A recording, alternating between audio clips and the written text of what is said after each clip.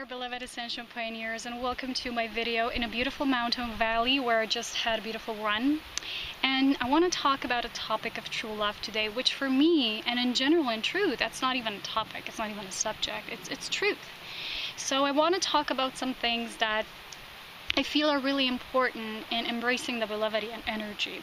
Last year, before I moved to this beautiful place in the mountains, I was speaking a lot about this subject, and there was a lot of people asking me all sorts of questions, and sometimes it's hard, to really address things from the perspective of, the needing to seek answers on this note, because the true love is just something that you attain from within you, and as the beloved within you. So today I want to talk about this.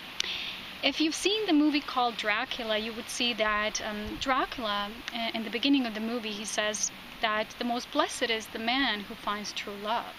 And in truth of this statement, just recently a beautiful divine companion said on my page that, you don't seek a divine partner for yourself, you recognize one.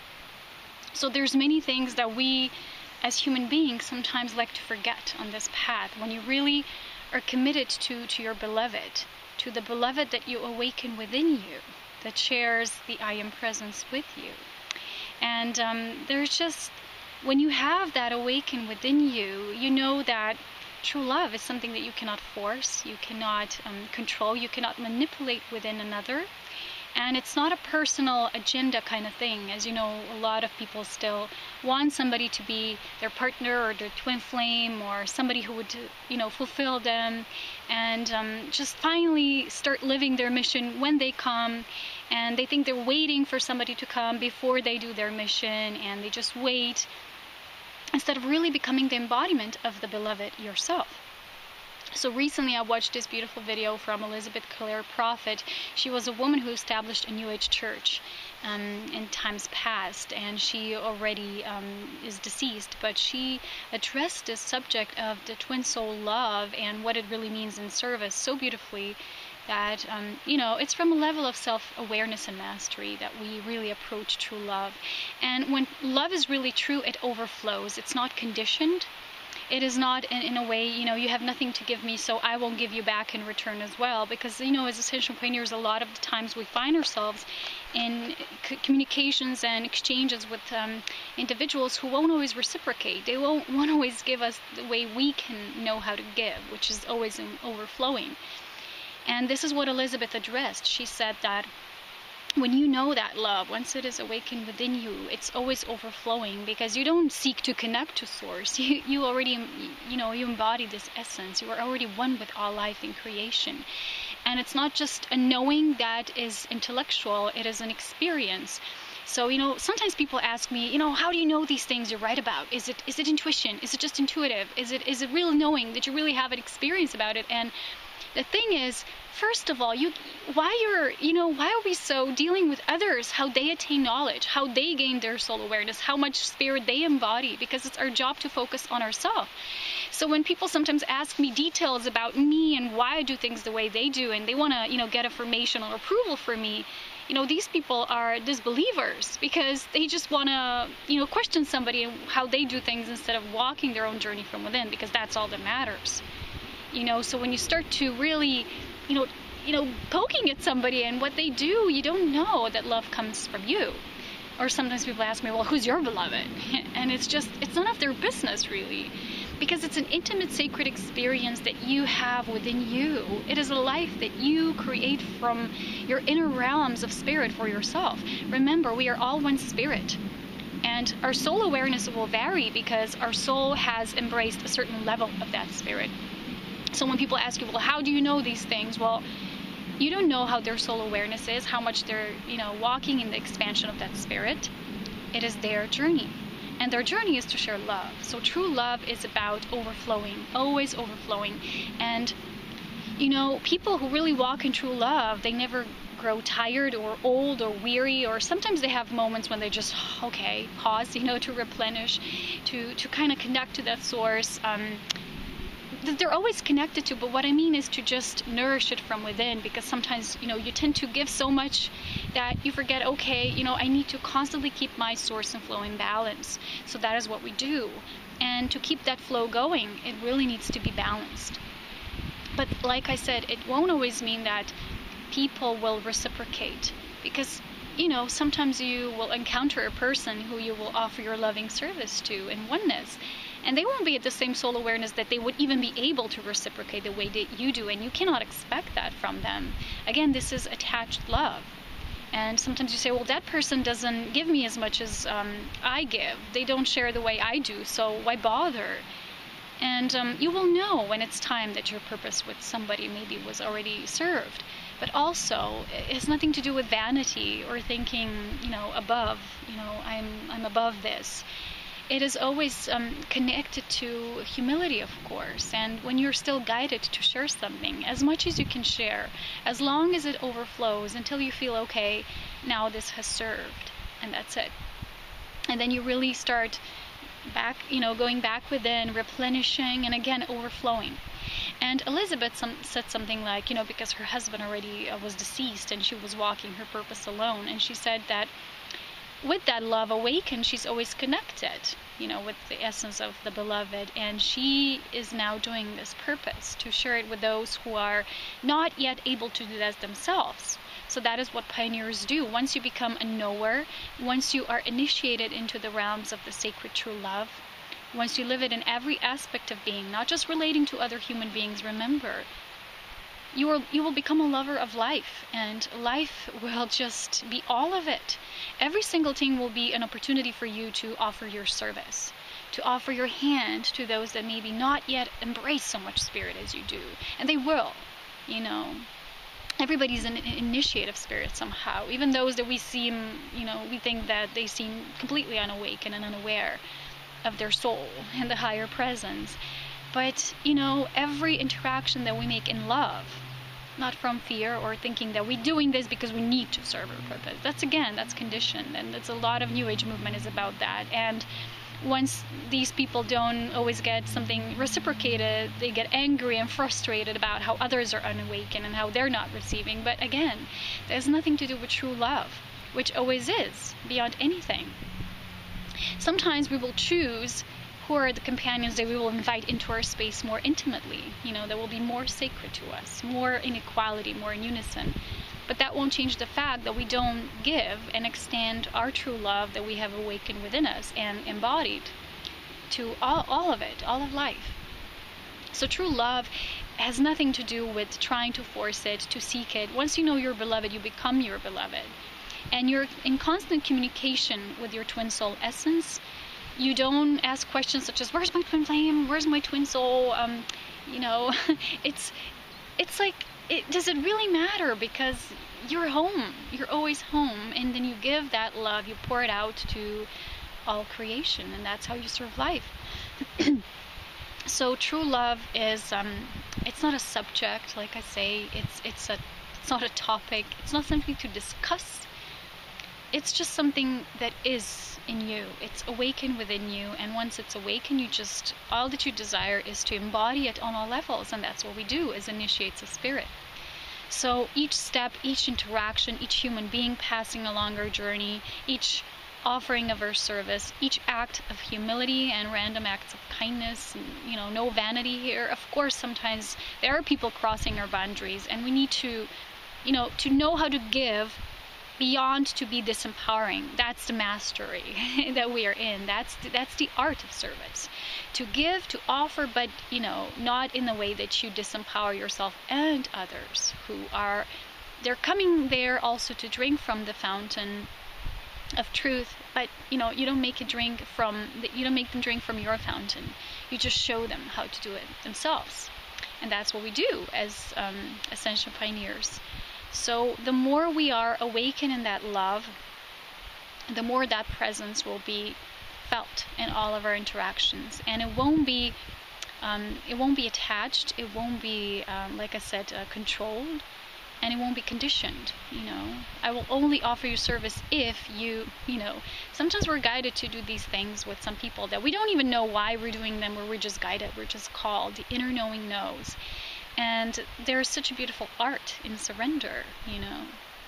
So true love is just a lot of people, like I say, are seeking true love, but they don't even know what it means yet. Everybody wants true love, but yet they're not willing to be the full embodiment of it. Like Elizabeth said, I was laughing because I always say this myself. She said sometimes people get lonely on this path, and sometimes a path of being a spirit initiate will get very narrow, and you'll just have to walk that path of divine will, and sometimes things will fall off, and not everybody will be in alignment with you, or not everybody will be an equal divine companion to you, and that's okay. So she said, you don't just marry somebody because you're lonely sometimes, or you feel alone or isolated. And it's true, because a divine counterpart to you, a divine match, a perfect vibrational alignment will just be felt. You will recognize it. It will be known. There will be no forcing it. Sometimes people want to force people to become their equals, or sometimes people want to please other people to be their equals. You don't become someone's equal. You see, you already are.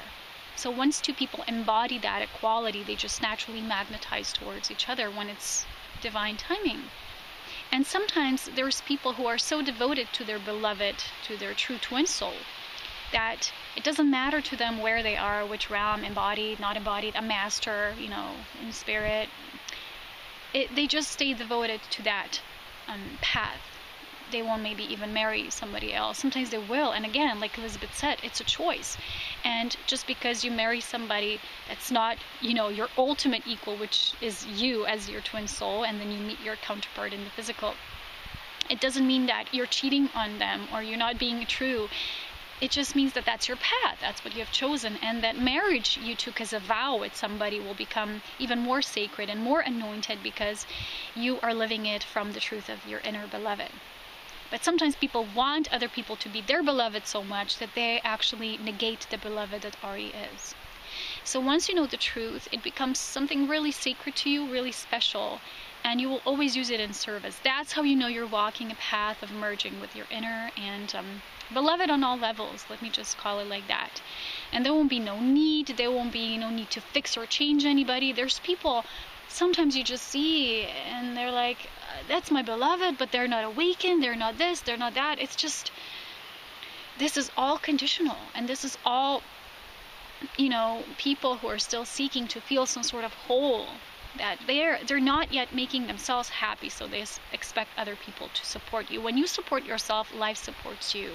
And when two people are really equals in awareness, they will actually just share their wholeness with each other. They won't be, seeking to fulfill a void. Sometimes people seek, and when you seek, you find other seekers who also seek something outside of them. That's why sometimes you have partnerships with people who are together, but they're never really together. They're always doing something else. So their energy is not focused and present with each other. That's why they cannot create that third energy essence, which is divine creation, divine birth. And true divine partnerships happening now on the planet are those that are actually in favor and an appreciation of respect of that honoring of the commitment towards that divine birth, to really birth something new. I said that the month of July will be all about coming into our divine union, and I'm sharing it with those who are maybe also on that path, and coming into this wholeness, integration of the yin yang opposites within us that are really actually just one integral whole. So when you will have two individuals who really come to serve a higher purpose, they will leave their personal agendas aside for the workings of something grander that is behind everything. And that sometimes is challenging for people to do. To leave aside their personal agendas to work for something greater, to work for the greater good and divine will. That is a challenge, and that awaits us in this divine union integration. So true love, that's what it is. And it's magnetism. If you have seen Dracula or any of those other movies, it's about magnetism. True love is pure magnetism. So it's just beings being naturally drawn towards each other without any control, without any, there's no such thing as demands there or personal egoic tendencies. It's just oneness with the beloved within and without.